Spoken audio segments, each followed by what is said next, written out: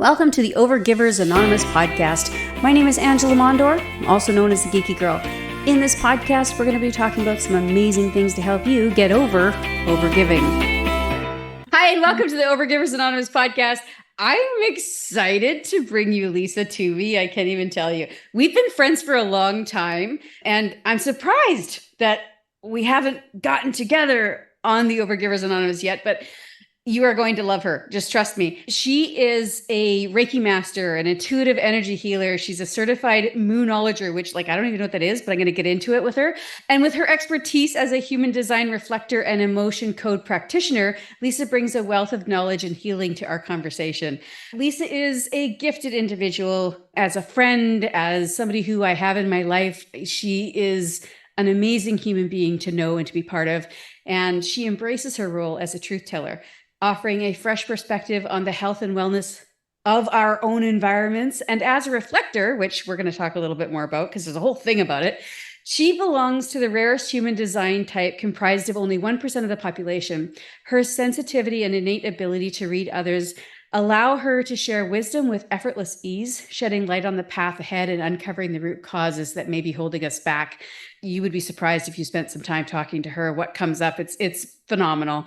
Through her intuitive energy healing practice, Lisa aims to inspire, uplift, educate, and empower others, drawing upon her diverse skill set as a Talk to the Entities practitioner, Access Bars practitioner and facilitator, and empowerment coach, RSL business coach. She helps individuals heal past traumas and overcome old wounds, paving the way for a more abundant and purposeful life. One of the incredible aspects of Lisa's work is her ability to hold long-distance sessions using platforms like Zoom, FaceTime, and Messenger video chat, and sometimes just knowing what you're going through. This means that regardless of where you are in the world, she can access her transformative healing sessions. Her international clientele serves as a testament to her unique and effective nature in her healing work. So I'm excited, and I hope you are excited, because she's going to talk to us a little bit about from burnout to boundaries from an energetic perspective. And so she's going to help us dive into this world of energy healing and gain some insights that you really, truly can use to transform your life. So I'm super excited that you're here with us, Lisa. Thank you so much for joining us. I'm excited too. And you're right. Why haven't we done this sooner? Well, I guess fine timing. I'm thrilled to be here. And this is an amazing topic when we're talking about energetic boundaries and burnout. Burnout is, been my middle name a few times. A few times. I love that. And that's important. I think that's something that's really important to understand is that, just because you got it right today doesn't mean tomorrow you're going to have it right. It could be that things go sideways on you again. And yes, maybe we hit a burnout patch again, but that also doesn't mean to say that it's going to be like that forever, right? We can pick up our big girl panties and try something different and move on. Yeah, absolutely. And every time I've hit that brick wall and hit burnout, what brings me back is back to self-care. Self-care is not selfish. It really is it's an essential part of our day. You're the planning expert, truly. It really is part of our day that has to be put in, just like brushing our teeth, making sure that our energetic boundaries are in place and that we're not burning ourselves out by overgiving in every direction. So we come from this mindset, and maybe we come from, the older generations. I'm sure the younger generations have a different twist on this than we do. But I know that coming from our generation and even older, it was you over-deliver, under-promise, and over-deliver was sort of the mantra, right? But when women use that mindset, now this more of a feminine energy, let's call it, rather than masculine energy. A masculine energy is like, I'm going to tell you I'm going to fix your car in 2 days, but I get it fixed in a day and a half. A woman goes, I'm going to fix your car in 2 days, but I'm also going to repaint it while I have it with me. Isn't that the truth? That really, we do tend to take on more.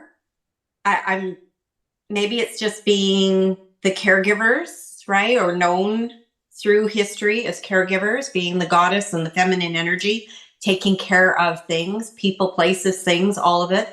And yeah, we tend to take a lot on and then, get ourselves kind of backed into a corner sometimes. And then we wonder why we can't even manage to get our own selves dressed in the morning. Yeah. Oh, absolutely. Absolutely. I think that's one of the lessons when it comes to, starting our own businesses, running our own businesses, the concept that we don't have to give so much of ourselves that there's nothing left, and that we don't need to give so much of ourselves because we're trying to make people like us. I mean, you and I had this brief conversation before we got here, right? The concept of how do we show up here? What's the audience like? And I said to you very clearly, and I say this to all of my clients, show up as who you are, be who you are, and whoever's ready for the message will be there. If the person who's listening right now doesn't want to be here, they can just move on to a different podcast episode. Well, and I really did appreciate that very much, because, sometimes we can get a little woo woo. And, when what I have found for myself is that I get very connected into the energies. And what is required, the message that's required to be delivered is the one that gets delivered. So I always tell my clients when they book sessions with me, come with an intention, but don't come with an expectation, because you're always going to get what you require. It just may not be what you desire. Right. And so we can break through those barriers and break through some of the blocks, what's holding you back from truly having more ease in your day and ease in your life. And maybe not being on that treadmill so much, or feeling like a victim. That victim mentality, I think, has some really deep roots into also overgiving. And I'm not sure where you want to go with this, but I'm anxious to jump right in. Truly, I think we're going to have a fun conversation today. So I hope everyone stays tuned in and receives the message. 100%. And those who need it, those who want it, will be here, and they'll be here for it through the whole process, right? We always get, like you said, we get what we need, maybe not always what we want. And I think that, when we think about that, there's some self-doubt that comes up for people. And that self-doubt, the stories that we tell ourselves, that keeps us overgiving. I think that was coming out a little bit in what you were talking about.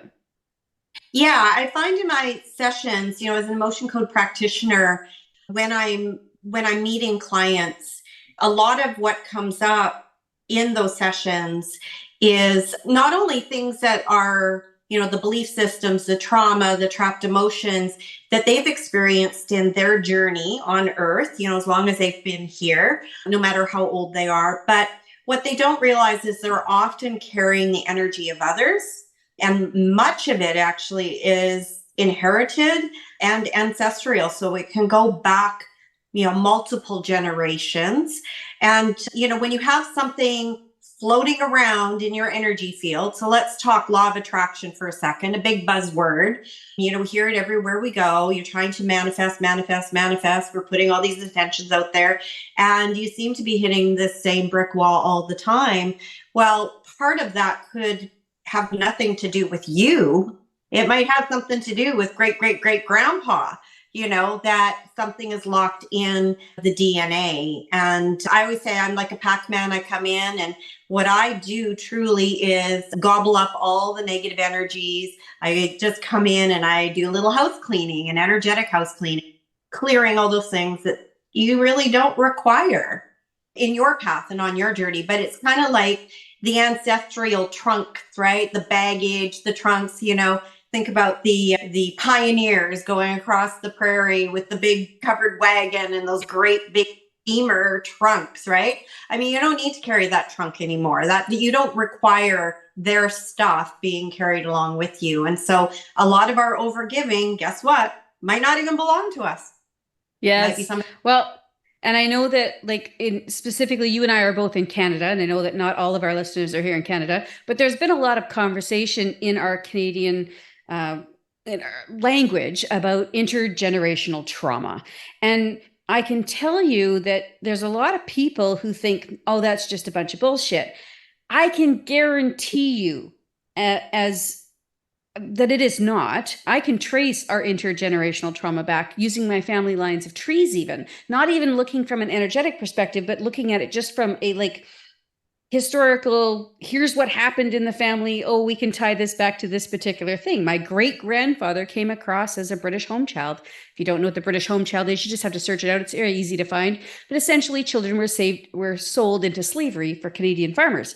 And so you go back to that pinnacle moment in time, and you can see where that generational trauma occurred inside our family. You can see the physical abuse, the mental abuse that happened through those generations. And it's taken until my generation since we've started to reverse it. Now, it's still not great. There's still a lot of crap in this generation. But so now Lisa's talking about the energetic side of that, right? Yeah.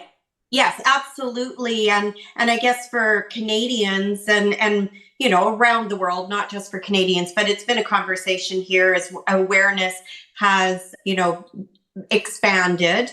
But residential schools would be an area that many people could relate to in the generational ancestral trauma, how it's 100%. carried generation after generation. And even though you're not intending on, examining that, but it's there. And until we kind of clear those energies, you're going to carry those with you. And so, yeah, it's a very interesting topic.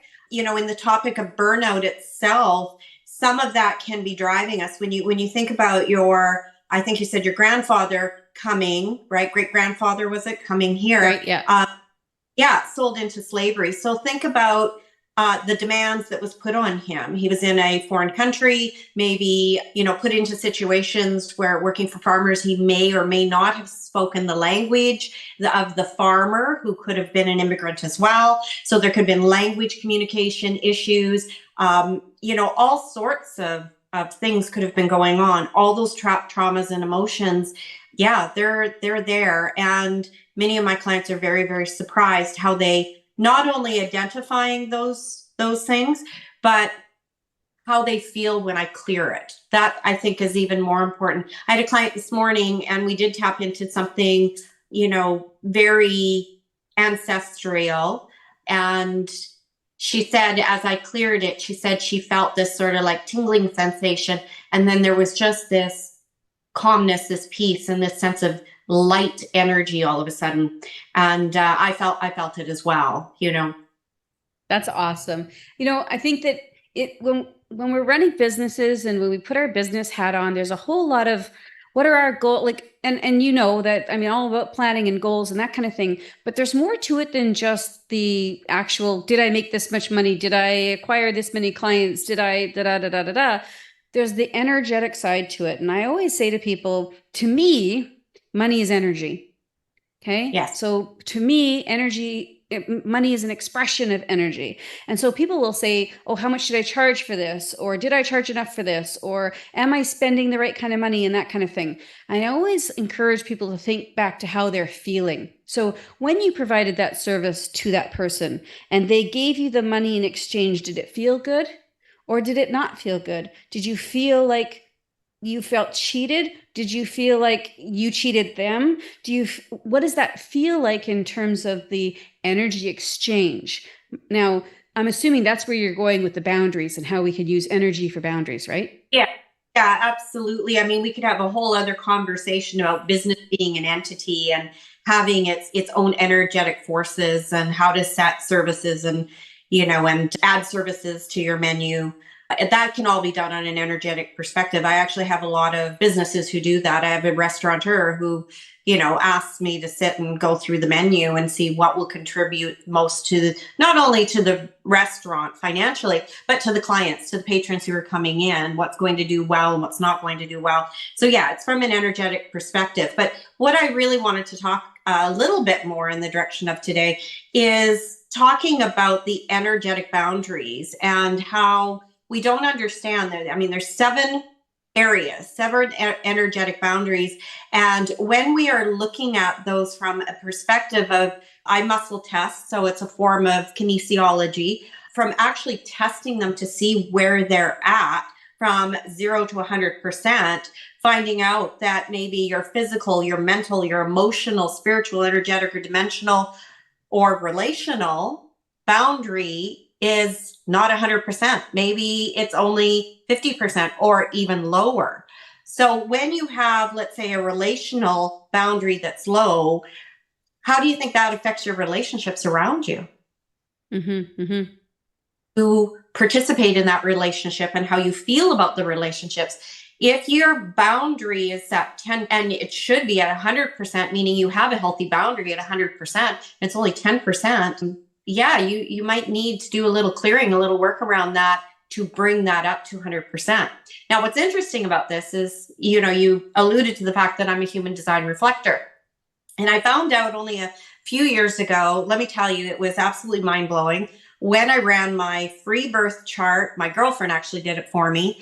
And what's interesting was she said to me clearly, I remember this day like it was like yesterday. She said, "Oh, I think you're just like me. You're just like me." These are the key words. She ran my chart and we found out I'm a reflector, which means whoever I'm with, I'm reflecting just like you. Oh, you're just like me. So being a human design reflector, I think gives me, well, at first I kind of thought, oh, that's kind of like weird because everywhere I go, I'm this chameleon. I'm the canary in the cave, right? Where I can be, the warning, the town crier. I mean, literally, anybody who knows me, the town crier, literally, I am the crier, right? I feel the energy and it's like a wave of emotion. And often, it comes forth in the energy of actual emotion, of tears or sadness. Yeah. So being a human design reflector, what's super interesting is that we are wide open.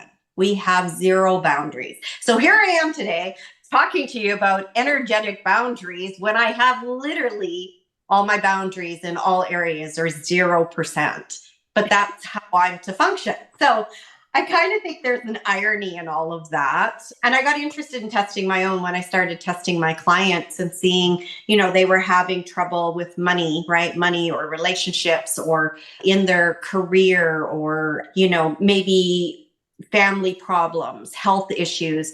And that's when we began to see, oh, you having physical issues and your boundary is not 100% here. Your boundary is only, 23%. And so then tapping in and figuring that out. Now, sometimes there's things preventing us from moving that number from 23% to 100%. And that's kind of where I come in to be able to do some form of clearing, in investigating. I always like to say I'm like a private eye. I mean, anybody who's ever worked with me is quite, well, for one, I always say they're going to be entertained. Truly, you'll be entertained because I never know what's going to show up. And when I connect with your guides and your higher self, the one thing I will tell you is there's always a sense of humor. So sometimes the things that come through, I wouldn't consider myself a traditional medium, but I do carry all the clairs.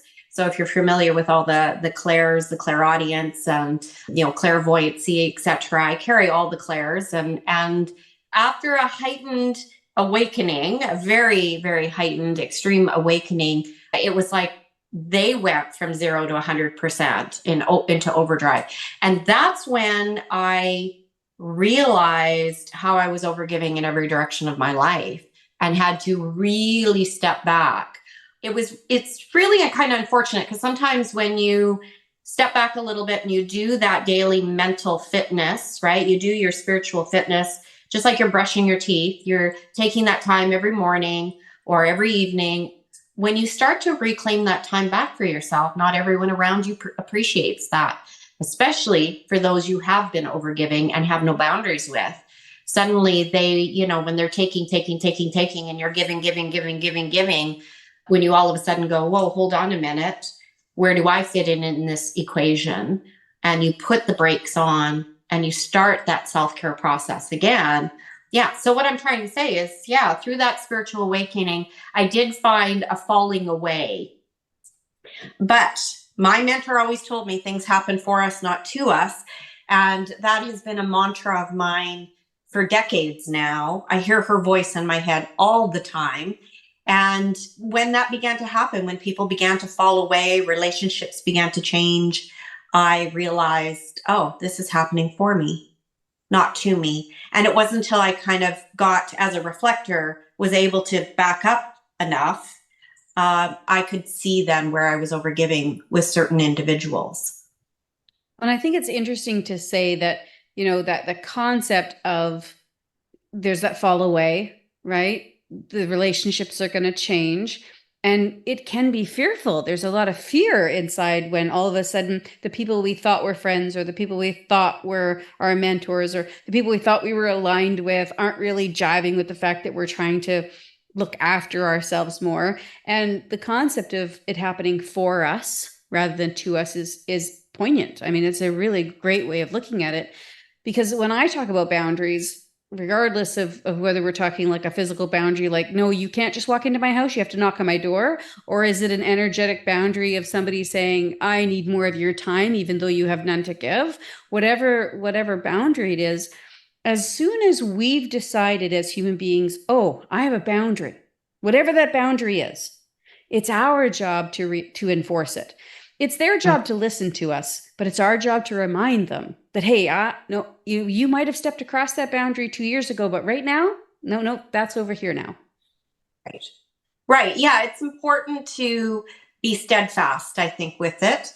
And I can only go from my own experience and from my clients' experiences, where when I've overgiven and I see that somebody's getting really, really uncomfortable with that, I remind myself that there's something, not quite right here, because anyone who is supporting you, anyone who truly is a friend, a family member who is supporting you in whatever the journey is that you're choosing, would not necessarily be that uncomfortable with it. They'll be there to support the journey. And so, you were asking a little bit there about the moonology in the introduction that you mentioned. And so the moonology really is the practice of the moon. It's a combination of astrology and the lunation cycles. And so human design reflectors are actually quite driven energetically by the ebb and the flow of the 28 days of the moon cycles. And so this was kind of like news to me, but wasn't, because I did realize there was this flow going on in my life, feeling a little scattered or stressed or anxious on the full moon, not being able to sleep, but never really put the patterns together till I chose to take the certification. And I honestly would not have signed up for it if I had understood how intensely astrology based it was. And anyone that knows me really well knows I'm not great with numbers. I have that form of number dyslexia. And so I don't really, I don't like numbers that much. I'm learning to more. But it was a very intense course, and it actually took me many, many months to complete. And that was when I had to set a boundary with a very good friend and say, I'm studying, I'm watching my webinars, studying and taking my notes from 7 a.m. till 9 a.m. And no, I can't take your phone call when you're driving to work anymore at 8 a.m. to listen to you complain about whatever's going on. And I get, I was a good sounding board, and I am a supportive friend, and I do want to help you with your challenges. But every day I just found, okay, I have to put this in my cup right now and take that out. And there was no understanding around that, establishing that boundary.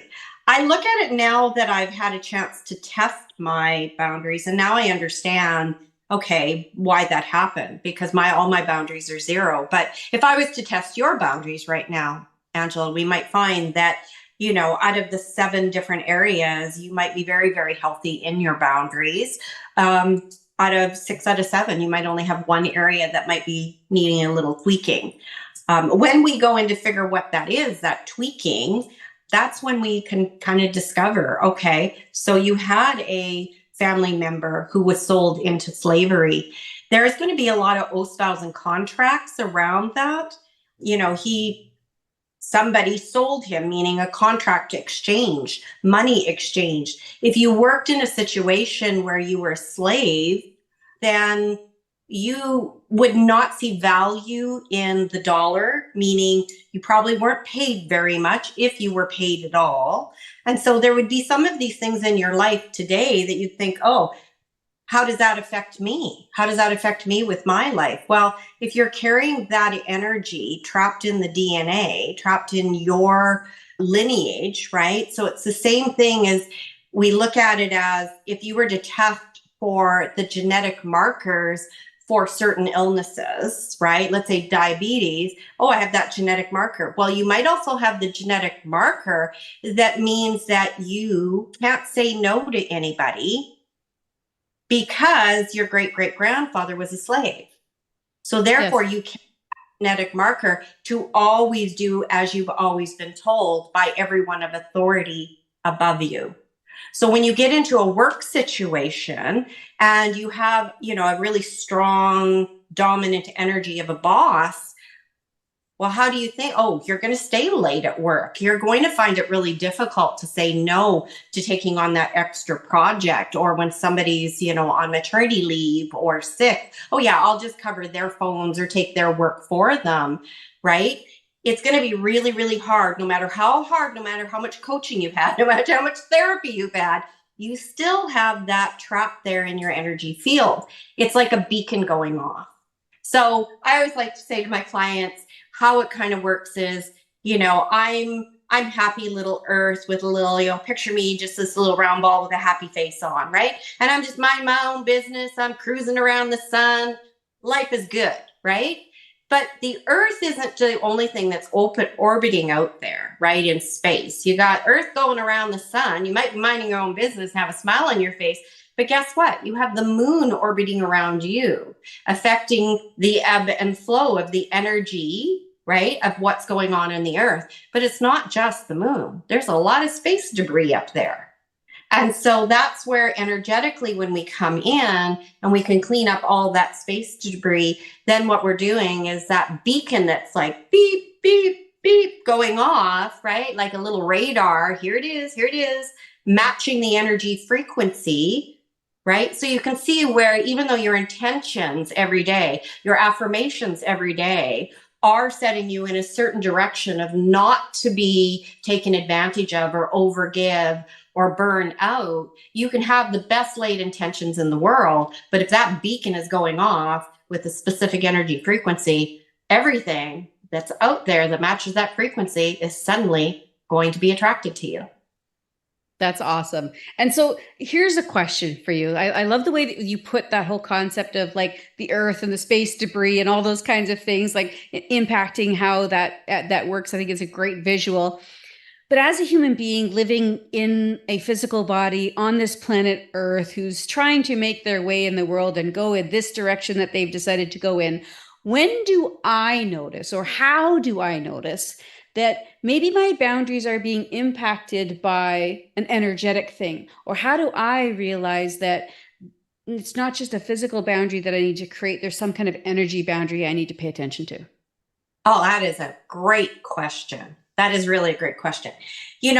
I think the answer to that, my awareness is it's when you do not feel like you're being you, truly. And we all have that moment where we sort of feel like we're being pulled in 10 different directions, really scattered. When we suddenly start to have maybe anxiety is a big one. Anxiety is, from an energetic perspective, is massive amounts of information coming in, usually into your energy centers, right? And so when you have that amount of information coming in and you are not being you, you're going to find you're going to struggle with certain areas. I mean, I have a lot of clients who get very connected into the mass collective consciousness. And so we talk about the collective, it's an overused word. But trust me on this, the mass collective consciousness is a very low vibration. It's where everybody's energy is. We have in our world today, we have a lot of political unrest. There's wars going on. There's a lot of natural disasters happening. We have a lot of sickness in the world. That's where a lot of that lower dense vibration resides. Now, if you are a highly sensitive person like I am, and I would even go as far to say a healer, a starseed, a light worker, you're going to find yourself very drawn into that energy. Kind of like, if you have a bug zapper, if you've ever seen those little bug zappers where they light up and the bugs just fly into it. They cannot not fly into the lights, right? That's kind of what we're doing. We're just flying in there to save everything and everybody. And we don't realize we're not being ourselves at that time. We're picking up the energy frequency of others. So in my work, when I work with someone, I would use a technique that we call proxying. And when I proxy to you, I do that with your permission. So it is, you're giving me authority for me to connect in or tap into your energy source, into your energy, your higher self, your body, and to be able to do sort of a little snapshot of all of that. Well, guess what? When you have no boundaries, you're auto proxying, which means you're unconsciously proxying. So you're tapping into these energy frequencies, and it can be people, it can be places, it could even be the earth, believe it or not. The earth can, when we're embodied, we're like walking around like antennas. We're radio receivers walking on the earth. And so if Mother Gaia, Mother Earth requires some additional energy, that energy frequency will go out and a demand will be made of us. And so when we don't answer that demand, then all of a sudden the aches, the pains, the exhaustion starts. It's another form of not having a boundary, making sure we're giving what's required and no more of ourselves. The auto proxying piece, though, is fascinating to me because when I began to have my awakening, almost close to a decade ago now, I did not understand what was really happening to me. There was no resources, or it felt like there was no resources. And all the mentors I had were all more business related mentors than spiritual mentors. And, I found myself really struggling for several years. And at some points I was feeling like I was like curled up in the corner in a fetal position because there was just too much energy. There was too much noise, we'll say, happening all at once. And I found myself unable to, visit large places like stadiums, hospitals, go to like meetings, right? A meeting or a convention. Traveling became difficult. Hotels became difficult because I had no boundaries. But even worse, I began auto-proxying to everyone. And I didn't understand what that meant. Initially, it's taken me almost a decade to fully understand it. And I feel like this light bulb went off not that long ago in how I could share with others on this topic, because we talk about sometimes when our energy gets very drained from us and we go, oh, there's no boundary there. Oh, they're an energy vampire. And we smudge, we sage, we have essential oils going. We're going to clean the energies, right? We might have, 20 pounds of different varieties of crystals walking around in our pockets or our bras because we think all these external things are going to protect us, right? We're cloaking, we're putting up protection every day. But here's the irony in all of it is they're not sucking our energy out of us. We're automatically connecting where we're the ones that have no boundary and we're overstepping. But we've never we're opening ourselves to them, basically. It's like, oh, right. I'm a flower. Come take all the nectar you'd like. Right. Well, and it's our attempt to help heal and protect them, right? We have this desire to maybe heal others, and there could be an oath, vow, or contract as a surrogate healer in a past life that maybe you took a vow, along your journey somewhere that, for all eternity, I'm going to heal you no matter what illness you ever come up with in every lifetime we ever are, embodied. I'm going to always take that illness from you. Yeah. And so find yourself with these mystery illnesses or aches and pains. Probably the one that I found the most difficult was a few years ago. I'd still been business traveling, and I traveled to Montreal and I stayed in a older hotel there. And during my couple days that I was there, I met with a good friend, and she asked if I would meet. She wanted to introduce me to somebody she knew, but she didn't tell me that the individual was a recent widow. And, we had lunch or brunch together. It was lovely. I really enjoyed meeting this woman. We spent quite a few hours talking, and there was a lot of healing going on. I had only just begun practicing. I was still studying, I think, with emotion code. And so any opportunity I had to work on somebody, I certainly chose to do that, to practice and hone my skills, not realizing that working on her and this deep wound she had, because it had only been a couple weeks that her husband had passed after a very lengthy couple years of being sick. I actually found myself feeling very depressed and in great despair and crying and not being able to sleep, and I could not figure out what was going on. And then I don't know, I just sort of connected, well, I'm not being me. Well, if I'm not being me, well, then the question is, who am I being? Right? Yes. It's not mine, it's somebody else's, right? Right. Exactly. None of it belonged to me. None of it was mine. So when I kind of connected into the energy and started working on myself, I realized, oh, it's the widows. Okay. So I clear it, send her some love and light, and, and do the practice of what I do. 2 hours later, it's back. And I keep doing this day after day after day after day after day. And I'm like, why is it? Oh, I get it. I don't have a boundary. She's completely in another province, 2 provinces away from me. But every day I'm still trying to heal this person. And it's me not having a boundary. So I hope whoever's listening is really understanding that sometimes when we get to the point of exhaustion and we burn out, it's because not only are we giving, we're auto-proxying and overgiving. We are tapping into other people to protect them, to heal them, to help them. I mean, probably the most obvious one is any mother who's listening to this, who has children at any stage of life, whether they're little infants or whether they're adult children, your kids are always on your mind to some degree. You're always like tapping in, checking in energetically to them. Like the saying, Mom, do you have eyes in the back of your head? Like we have this innate wisdom and ability to kind of know when something's wrong, even if they don't tell us something's wrong. So that's kind of us auto-proxying, checking in, right? But if we're not disconnecting. Well, I think it's interesting that you're using this word auto-proxy, because this is a new word for me, and maybe it's new for people here that are listening as well. Because I am an empath as well. You know that. And I know lots of people here that listen know it too, because we talk about it. And 2020, I mean, that was a year from hell. Let's just be honest. I could not detach myself. My energetic piece was so connected to everything that was happening around me.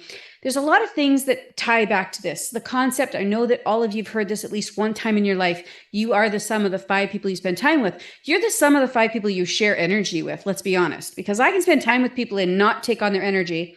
I can spend time with people and not allow them to have a part of my energy. But when I truly embody people, and time is my number one love language. If I spend time with you, I love you. I really am, I embody that from a daily basis, right? So for me, energetically, the news, all this stuff coming at me from the news, the stuff that was happening on Facebook, the social media stuff, it felt like I was under fire all the time. I was able to see that through reflection by taking the time. So like Lisa said, if you don't feel like yourself, if you're like, what's, and we might start out by saying what's wrong with me, but it's not that what's wrong with me, what's different about what I'm feeling right now, what's different about me right now than what I thought I would be. And for me, my answer was to, instead of spending time on social media, instead of being on the news, I said to myself, anytime that I would normally be on my phone and scrolling through social media or looking at the news, I'm going to read a book instead. That to me, I then can take ownership, call it control, whatever you want to call it. I can take ownership of the energy in which I bring in, the type of books I read, the energy I get from those books, the way I feel as I read them. I might be in the middle of reading a series of books and they're great. And then all of a sudden it's like, I don't feel good anymore. I like the way you put it. I don't feel like me. I need to change the type of book I'm reading. You have way more control over that than this news. I couldn't control the news, and it was just so draining on me, and I just felt so awful. Yeah, absolutely. And that's how I felt as well. I mean, I haven't been a news watcher probably for 15, well, I would say since 9/11. I've really never been a news person, but it was so unavoidable. Oh, for me, it was, the Twin Towers with the terrorism, the 9/11. That's when I stopped watching all news because I couldn't get away from it, like you're saying. And so many, many people will relate to what you've just said. You have to turn off the noise, turn it all down.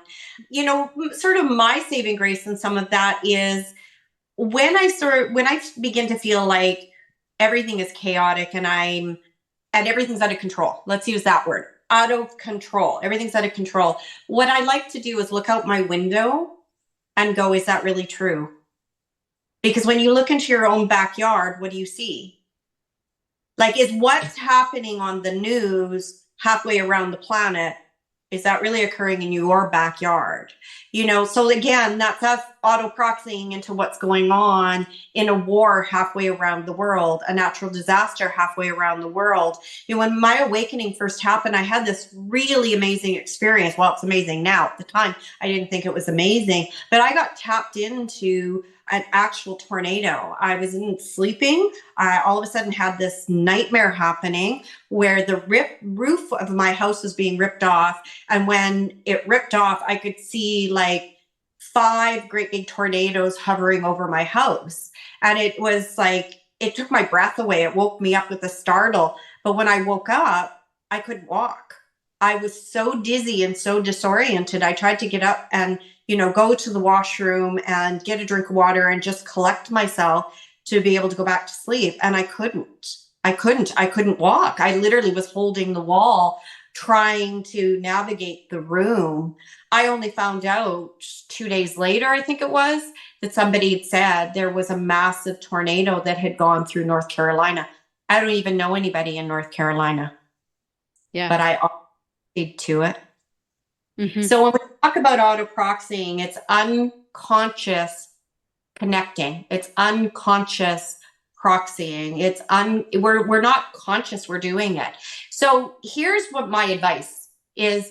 When you feel that you're not being yourself or somebody else is saying to you, Angela, you're okay. You're just not yourself today. Ding, ding, ding. Big clue right there, right? You don't look like yourself. Or you're looking in the mirror and you're like, I don't look or feel like me today.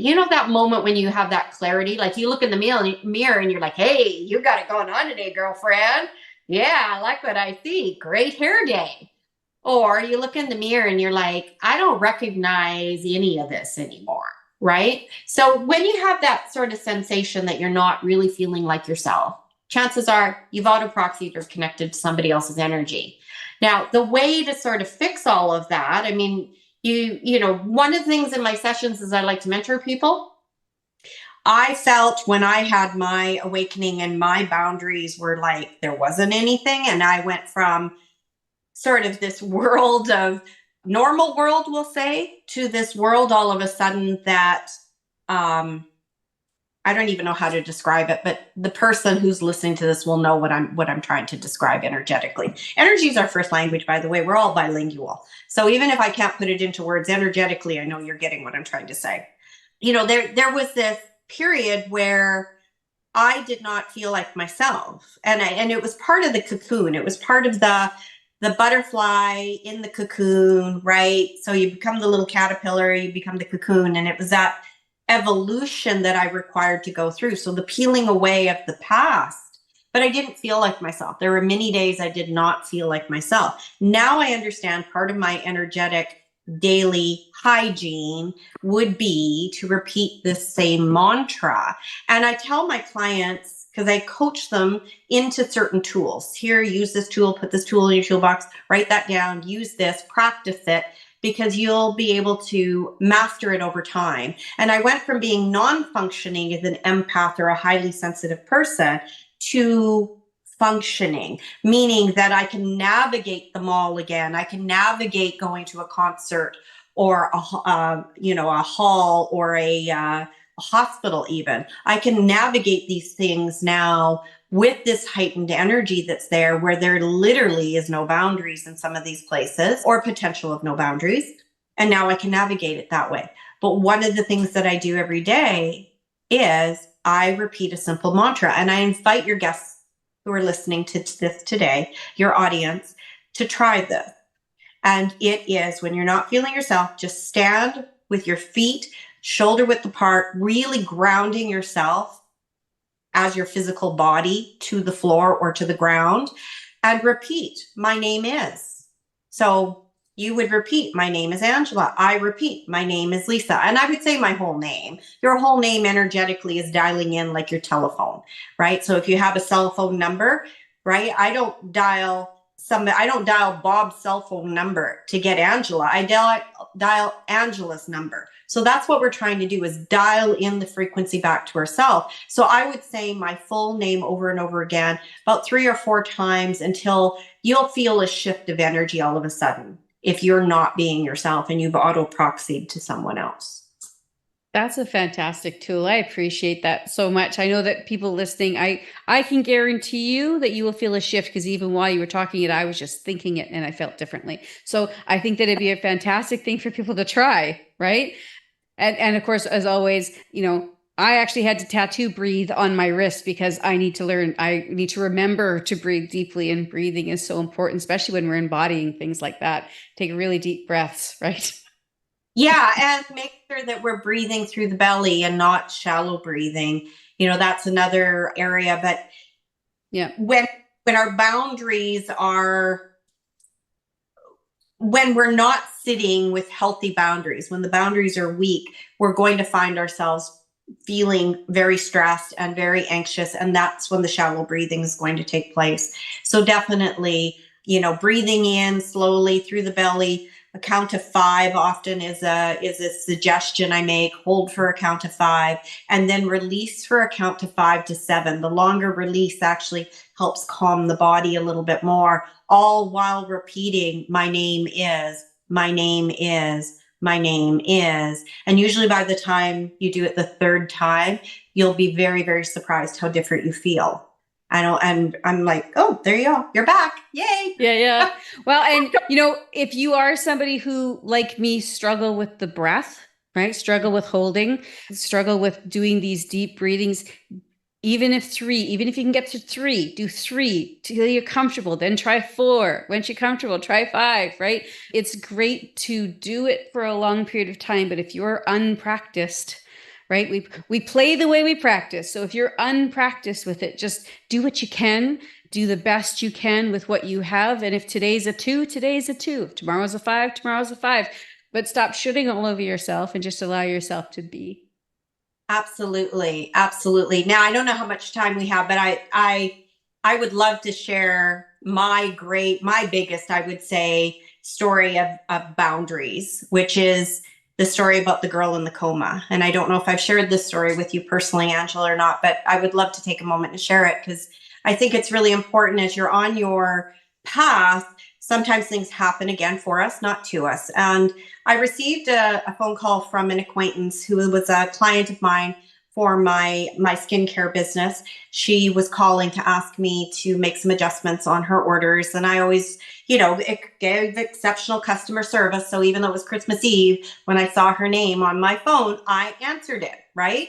I mean, that's a boundary thing right there, right? I was like, oh, no, I don't care. We're sitting in the middle, appetizers, entertaining right now. I have to take this phone call. So I took the call, and it turned out that she was calling to explain a personal situation to me. And I realized very quickly that there was something more to this phone call. It wasn't just about her order, because I became very aware of her daughter all of a sudden. And it was one of the first experiences I had of my form of mediumship, where I do connect in with people.